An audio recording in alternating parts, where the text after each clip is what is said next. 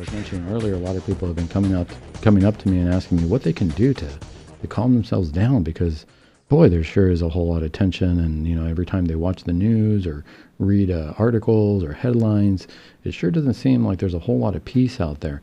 And whenever there's no peace or there's no sense of peace, we kind of lose our sense of Christ, right? Because Christ is, whenever he appeared to his apostles after he rose from the dead, and whenever he showed up, he always said, peace be with you, even though there was a certain sense of fear.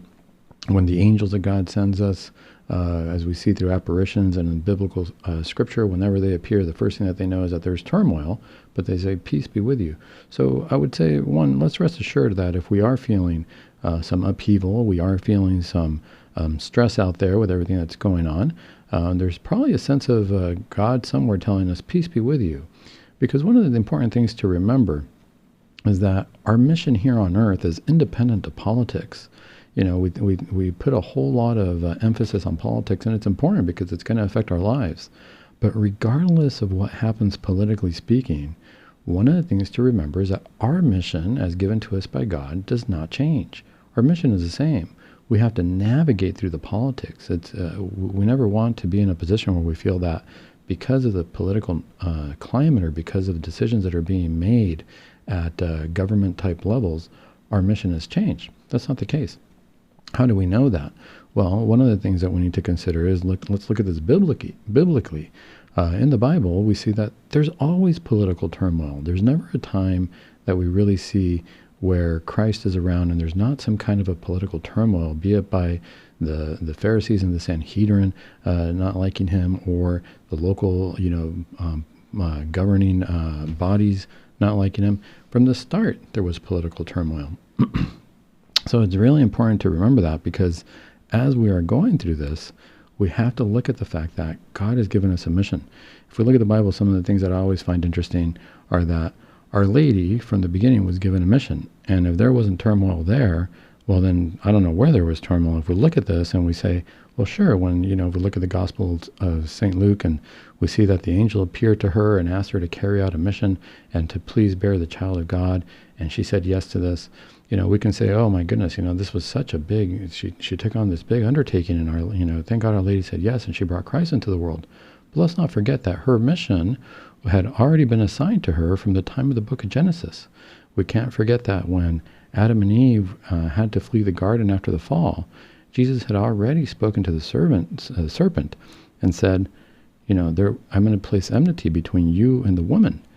Mary had already been mentioned in that part, in the proto-evangelium, as we call it, where she was already given the mission to carry Christ. And this was surrounding turmoil. This was surrounding a time when we had turned away from God, when Adam and Eve had not turned away from God, but God came in and decided to make things right. And he said, no, the mission continues, even though there's a wrench in the plans now, shall we say.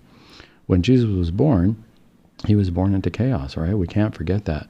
There was King Herod, who was going to try to kill all the children and who was extremely afraid of there being a new king in the area and did not want to share that at all.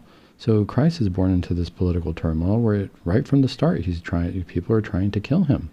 And so what happens? We navigate those waters. St. Joseph had an angel appear to him, and he had to trust that this was God speaking to him. And the mission wasn't easy. The mission was, hey, now you need to flee and go to Egypt because you guys need to be safe. And St. Joseph said, okay, I'm going to carry out this mission. That's probably got to be one of the scariest things in the world, to have to just up and go because there's political turmoil. But he trusted in God. And ultimately, this is what happens right now. Of course, there's going to be anxiety. I don't know what's happening. I don't know what the future holds. And there seems to be a whole lot of contention out there. But taking that step back, I would ask, and as I tell my family members and friends, what's your mission in life? You've been given an assignment, not what's your purpose. Sometimes we think, I need to find a purpose in life. A purpose in life means I need to find something that I'm good at and really hone that in and use that to serve God. And I think that's important. Doing that, finding out what our talents are and how we can best apply those to serve God is great. But we can't forget that even before that, God already knows what our talents are. God already knows what our strengths are and what our weaknesses are. And in spite of that, God is saying, navigate through that because I'm giving you a mission in life. And how do we find that mission? Ultimately, we have to unite ourselves to God. We can't forget that at the end of the day, our mission is to become more Christ-like. But why? What's the purpose of becoming more Christ-like? Well, we have an objective. God has given us a mission that a lot of times we can look at as a military type mission. We've been given an assignment, and so we're called, even in our own catechism, the church militant, right? So we are a militant church. What does that mean? That means that we have a mission and we have an objective. And like any good military organization, we're going to have to train to do that. This is Jesse Romero, Catholic Lay Evangelist, and I want to thank you for watching this video on Virgin Most Powerful Radio. Make sure you leave a like and a comment on the video. Also, don't forget to subscribe. Find out how to receive exclusive content in the description below, and always remember to take the information you gathered from this video and evangelize everyone you know. Thank you, and full sheen ahead.